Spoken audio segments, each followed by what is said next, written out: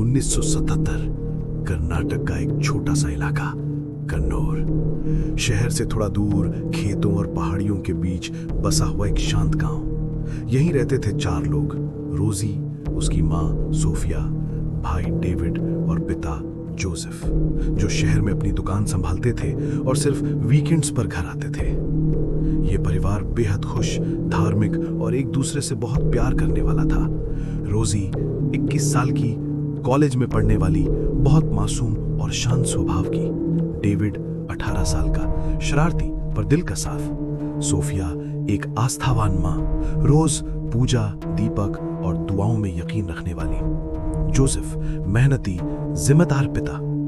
सब कुछ बिल्कुल परफेक्ट था, लेकिन किसी को नहीं मालूम था कि बहुत जल्द इस खुशहाल घर पर एक ऐसा अंधेरा उतरने वाला है जो उनकी दुनिया हमेशा के लिए बदल देगा। एक रात कॉलेज में फंक्शन था और रोजी काफी देर से निकली। करीब 11 बजे वो अपने दोस्त के साथ घर की ओर चल रही थी, लेकिन मोड़ पर दोस्त का घर आ गया। अब रोजी को अकेले उस लंबी सुनसान सड़क से जाना था, सड़क जिसके बीच में पड़ता था पुराना कब्रिस्तान। हवा ठंडी थी, पत्तों की सरसराहट, दूर कहीं कुत्ते के भौंकने की आवाज, और हर कदम के साथ दिल और तेज धड़क रहा था।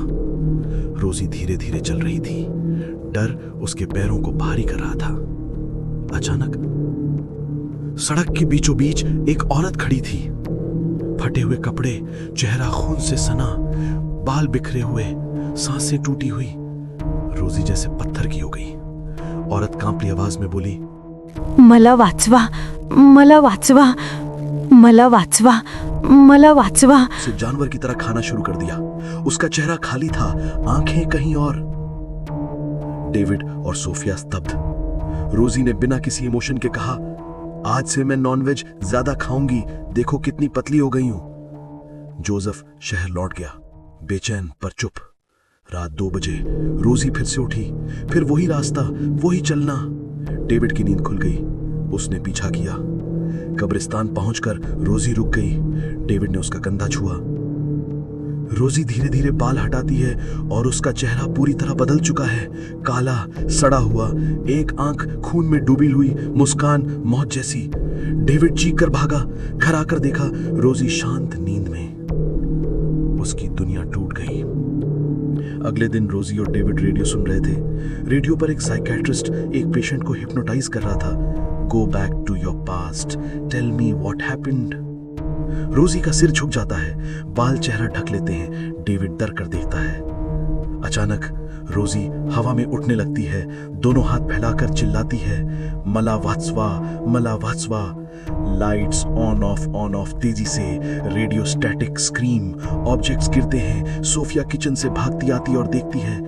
रोजी का चेहरा चौक जैसा सफेद, आंखें खून से लाल, बाल हवा में उड़ते हुए, और रोजी चिल्लाती है, मला वाचवा, मला वाचवा, मला वाचवा, मला वाचवा, मला वाचवा, मला वाचवा।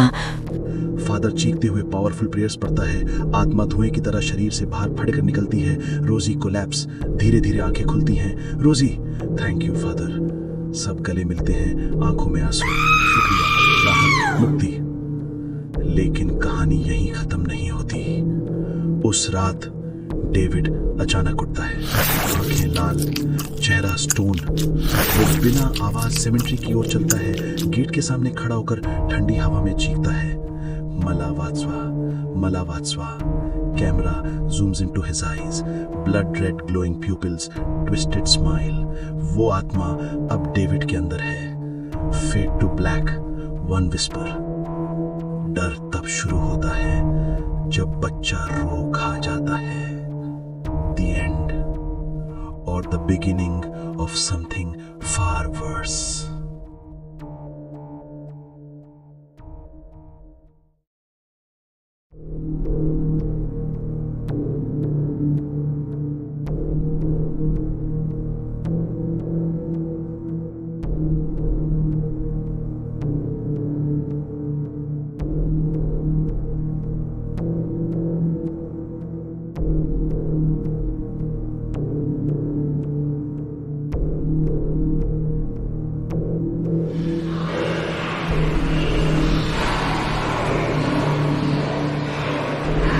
मला वाचवा, मला वाचवा.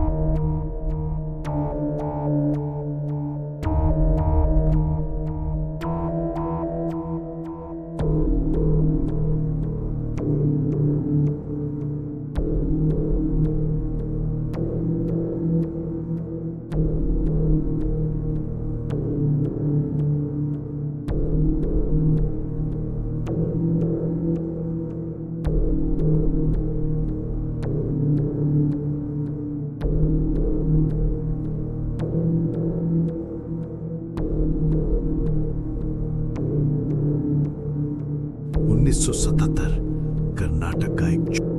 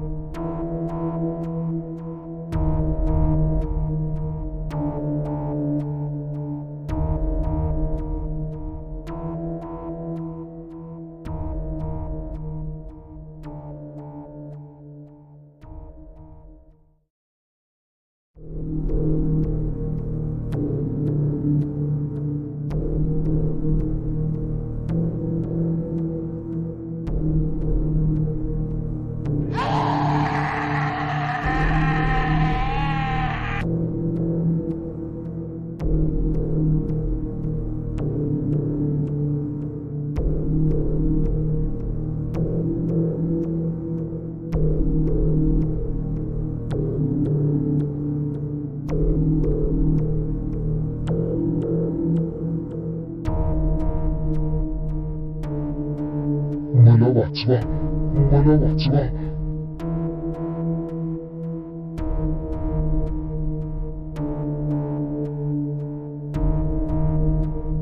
1977 कर्नाटक का एक छोटा सा इलाका कन्नौर शहर से थोड़ा दूर खेतों और पहाड़ियों के बीच बसा हुआ एक शांत गांव।